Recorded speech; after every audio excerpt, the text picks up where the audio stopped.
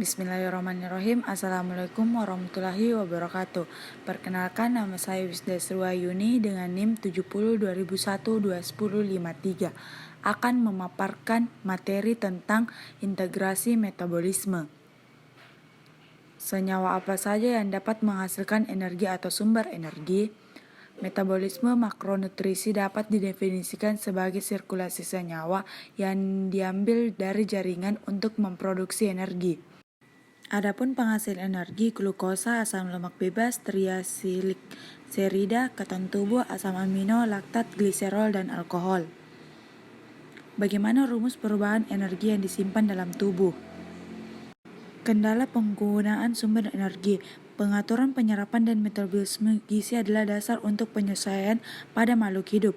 Perubahan penyimpangan energi tubuh sama dengan asupan gizi dikurang energi ekspenditur.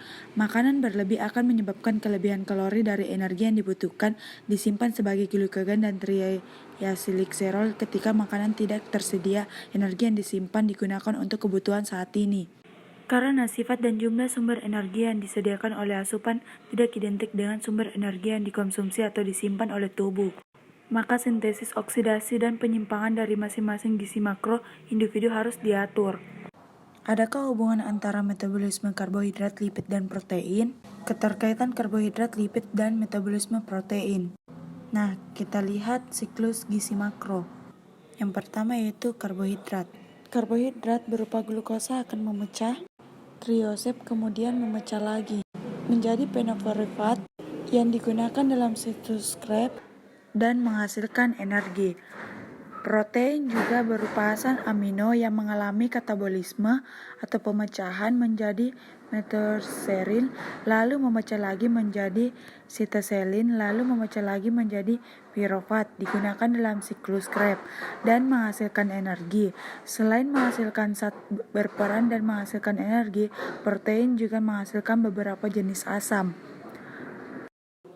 Asam amino lainnya yang berperan dalam siklus Krebs seperti periphtalamin dan trisonin.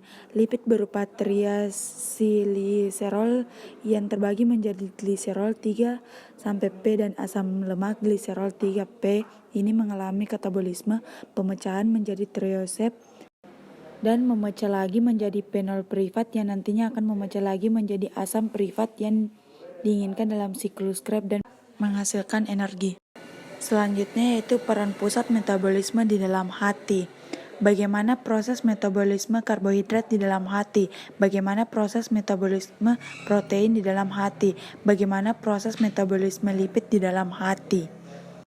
Karbohidrat di hati, di mana karbohidrat berupa glukosa 6-fosfat di dalam hati akan melakukan anabolisme dan katabolisme, di mana pada proses anabolisme ini glukosa 6-fosfat akan membentuk glikogen yang digunakan saat tubuh kekurangan glukosa saat tidak makan. Kemudian glukosa 6-fosfat akan memecah atau mengalami glukosis, membentuk asam privat, kemudian memecah lagi menjadi eksil CoA yang diinginkan dalam siklus Krebs untuk menghasilkan energi. Kemudian karbohidrat juga mengandung lemak karena dari hasil eksil CoA dapat memecah menjadi oneolesterol dan asam lemak lalu membentuk triacylglycerol.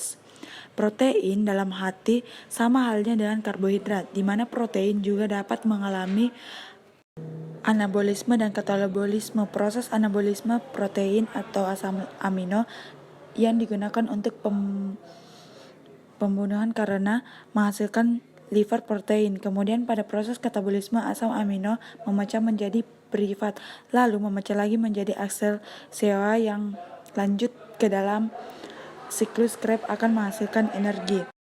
Privat hasil katabolisme juga dapat memecah membentuk glukosa yang akan membentuk glikogen yang tersimpan dalam otot. Begitu pula juga asetil CoA yang dapat memecah menjadi asam lemak. Selanjutnya lipid pada hati, di mana asam lemak di hati ini akan membentuk liver lipid, plasma lipoproteins dan aman lemak di darah. Kemudian asam lemak juga akan memecah Asetil CoA yang akan digunakan pada siklus Krebs untuk menghasilkan energi.